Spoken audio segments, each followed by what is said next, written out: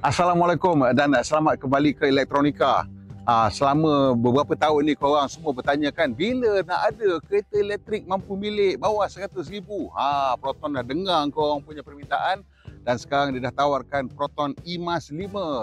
Booking sudah pun dibuka untuk kereta yang berharga antara 60 hingga 80 ribu ringgit. Dah confirm masuk julat mampu milik.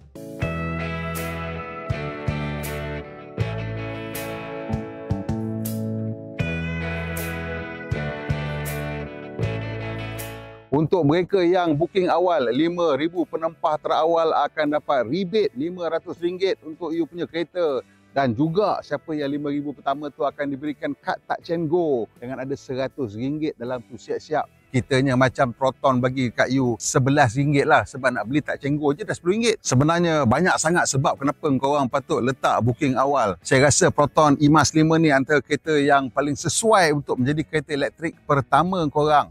Kenapa? Yang pertama sekali ialah kerana harga dan nilai yang ditawarkan untuk kereta ni adalah sangat-sangat bagus. Kalau nak kira dari segi sudut kos pula, termasuk tenaga dan maintenance semua adalah 57% lebih rendah daripada kereta yang sama dalam kelasnya yang tidak menggunakan tenaga elektrik. Kalau korang nak kata kereta ni compact, memang sesuai sangat. Tak kata kecil, tak boleh sebab kereta ni bukannya kecil.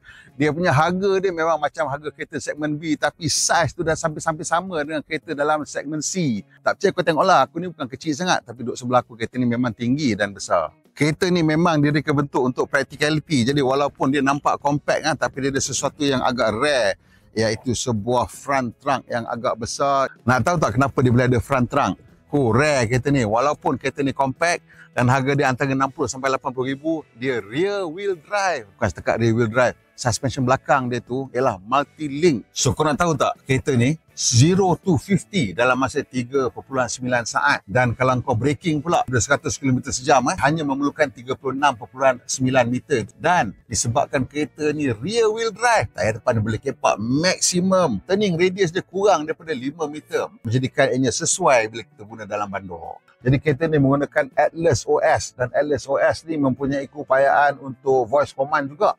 Jadi untuk kali ini punya voice command system, Proton bagi bukan saja bahasa Inggeris tetapi juga bahasa Melayu. Dan antara ciri yang paling penting yang orang Malaysia nak ialah Android Auto and Apple CarPlay, dan boleh digunakan secara tanpa wire.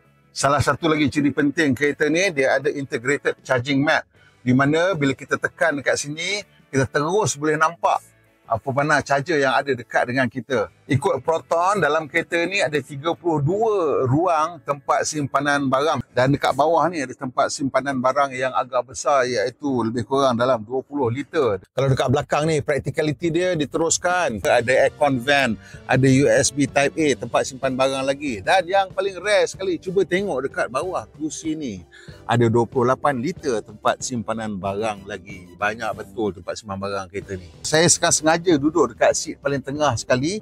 Dan kat seat paling tengah pun you boleh tengok tak, saya punya ruang kepala masih lagi cukup satu tangan. Dan kalau you tengok dekat sini, masih lagi ada lebih satu penumbuk di depan lutut saya. Kereta ni dibangunkan sekali dengan satu model yang dipanggil Geely Xinyuan di China.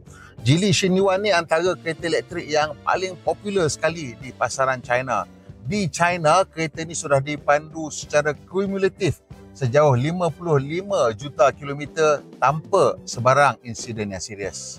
Okey, sebagai recap untuk kita senang ingat apa dia unique selling point kereta ni, apakah kelebihan-kelebihan kereta ni. Kelebihan-kelebihan dia ialah VOLTS, V-O-L-T-S.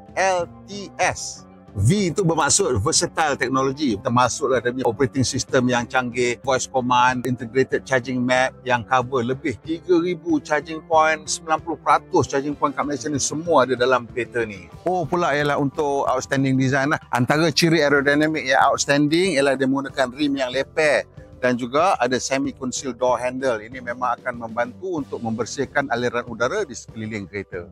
Kalau you tengok dia punya seat ni pun agak outstanding juga. Perforated leather dekat bahagian tengah. Supportive side bolster ni memang satu ciri ergonomik yang cukup bagus untuk perjalanan jarak jauh.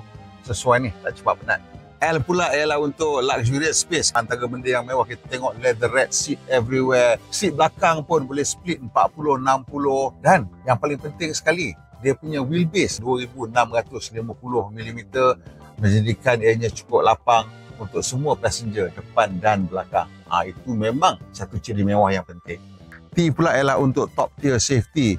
Jadi kereta ni datang dengan struktur bodi yang sangat kukuh, bateri CATL yang datang lengkap dengan semua perlindungan lapisan atas dan bawah. Selain daripada itu, ia juga datang dengan sistem ADAS yang paling canggih, termasuklah adaptive cruise control sehinggalah stop start. Pada saya, ini adalah satu ciri keselamatan yang cukup penting sebab dia akan mengurangkan kita punya stres dan menjadikan kita tidak mudah penat bila perjalanan jarak jauh. Ini sangat-sangat penting untuk saya, terutama sekali dalam bentuk kereta keluarga.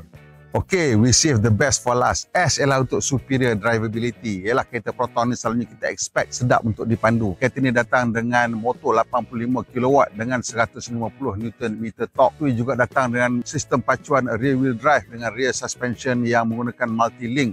Ini sudah tentu menjanjikan kepuasan pemanduan.